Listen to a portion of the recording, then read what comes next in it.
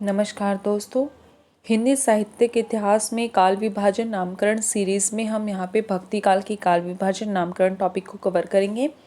तो सृजन की दृष्टि से हिंदी साहित्य के पूर्व मध्यकाल जिसे भक्ति काल कहा जाता है, पूर्व मध्यकाल को भक्ति काल कहा जाता है। ठीक है, अत्यधिक वैभवशाली युग है। जॉर्ज गियर्सन 1400 ई से ही भक्ति काव्य की शुरुआत मानते हैं, अतः भक्ति काल की आरंभिक सीमा 1400 ई से माना जाना उचित प्रतीत होता है।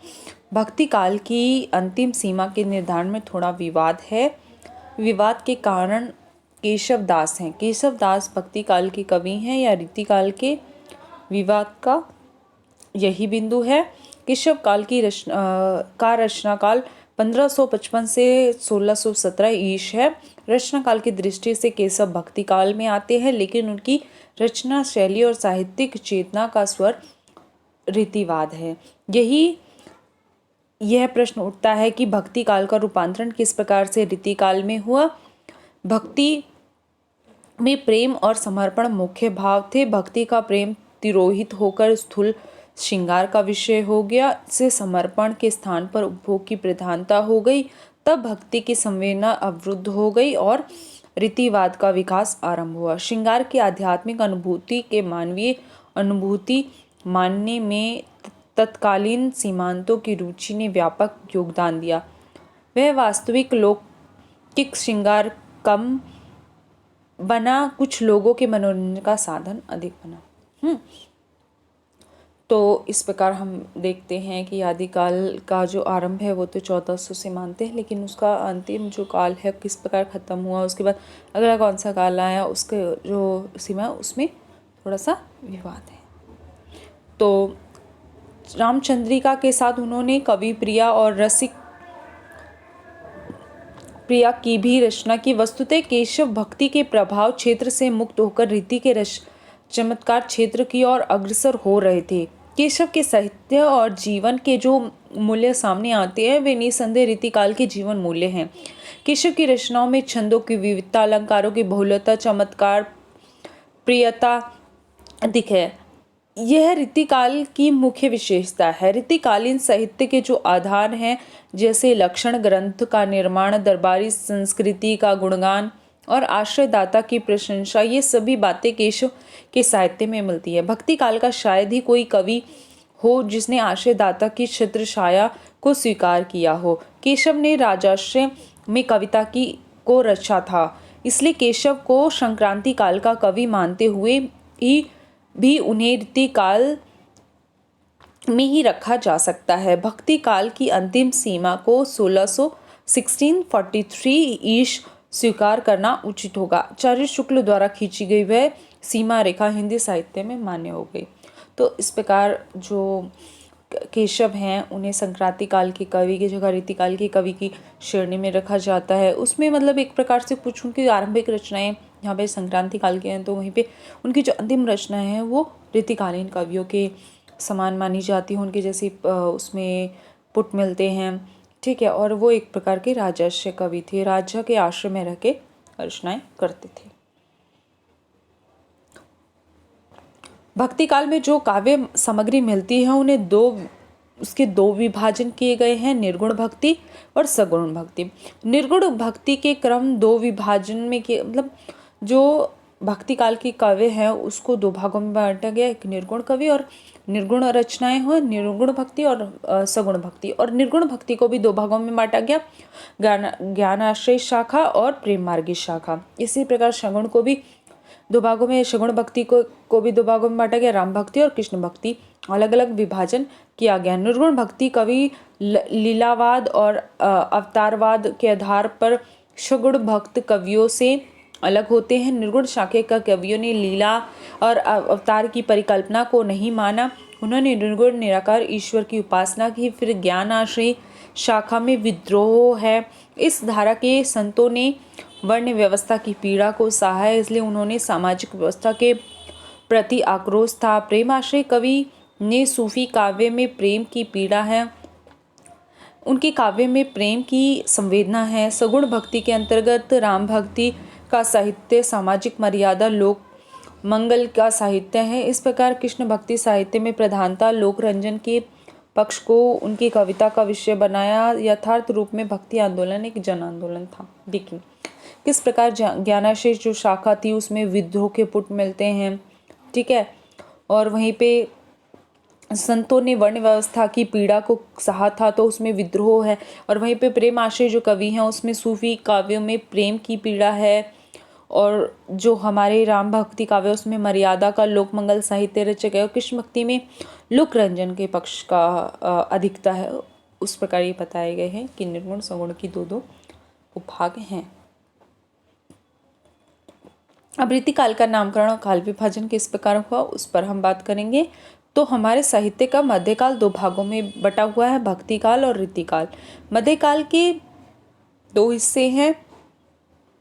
भक्ति काल के संदर्भ में हम देख चुके हैं कि किस प्रकार आध्यात्मिक प्रेम की मिटती हुई छाया ने मानवीय प्रेम को प्रस्तुत किया। प्रेम और भक्ति की अद्वैत अनुभूति के बीच से प्रेम का संबंध श्रृंगारिक मनोवृत्ति से जुड़ता गया। सामंतों की रुचि ने किस प्रकार से उसे उकसाकर रचनाकारों को उस पर साहित्य रचने के लिए प्रेरित किया। रीति काल में साहित्य और दरबारी संस्कृति के बीच बड़ा गहरा संबंध है। इस काल के कवि अपने आश्रयदाता सामंतों के यहाँ रहते थे, उन्हीं के मनोरंजन के लिए साहित्य रचना करते थे। तो रीति काल में जो मध्यकाल है उसको दो भागों में बांटा गया, एक भक्ति काल और रीतिकाल।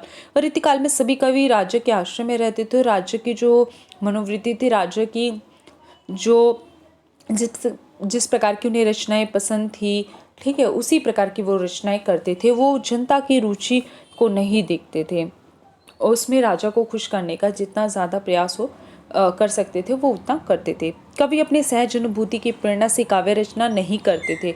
साहित्य कवि के अर्थ प्राप्ति का साधन, अर्थ यानी पैसा कमाने का एक साधन हो गया था। अर्थ के आधार पर उनका मूल्य निर्णय होता था। अर्थ का जब सृजन का आधार हो गया तो कविता में कृत्रिम मनोभावों को भरकर अधिक से अधिक धन कमाने के लिए कवि विवश हो गए, ठीक है। तो जब मतलब कृत्रिम मतलब प्राकृतिक मनोभाव नहीं, जो प्राकृतिक रूप नहीं, उसमें जानबूझकर उसमें और ज़्यादा उसको प्राकृतिक रूप से जो कि कोई वस्तु है उसकी सुंदरता को न दिखाकर उसमें जानबूझकर अपनी तरफ से लाग लपेट करके रचनाएं की गई ताकि अधिक से अधिक पैसा कमाया जा सके। शुक्ल ने अपने व्यवस्थित इतिहास अध्ययन और इतिहास दृष्टि के आधार पर उत्तर मध्यकाल को रीतिकाल के नाम से संबोधित किया। विश्वनाथ प्रसाद मिश्र इस काल को श्रृंगार काल के नाम से संबोधित करते हैं। रीति शब्द का से शास्त्रीय अर्थ मार्ग और पद्धति के अतिरिक्त कौशल और रचनात्मक उपादानों एवं काव्य के विभिन्न घटकों का भी बोध होता है। श्रृंगार में अनुभूति और उसकी प्रवृत्ति का अर्थ संकेत है। श्रृंगार में अनुभूति और उनकी प्रवृत्ति का अर्थ संकेत है। आचार्य विश्वनाथ प्रसाद मिश्र ने श्रृंगार काल कहने के पीछे यह तर्क दिया है कि रीतिकाल कहने से रीतिमुक्त कवियों की अपेक्षा होती है। रीतिकाल की जो स्वच्छंदतावादी धारा है उसमें घनानंद बोधा, आलम और ठाकुर जैसे कवि हैं। रीतिकाल कहने से इन कवियों की रचना धारा उसमें समाहित नहीं होती है, लेकिन श्रृंगार काल कहने से मतलब उनका उचित प्रतिनिधित्व नहीं मिलता। तो मतलब आचार्य विश्वनाथ प्रसाद मिश्र उसको श्रृंगार काल कहते हैं, तो उसके पीछे वो तर्क भी यही देते हैं। लेकिन जो उनका रीतिकाल को स्वच्छंदतावादी धारा जिसमें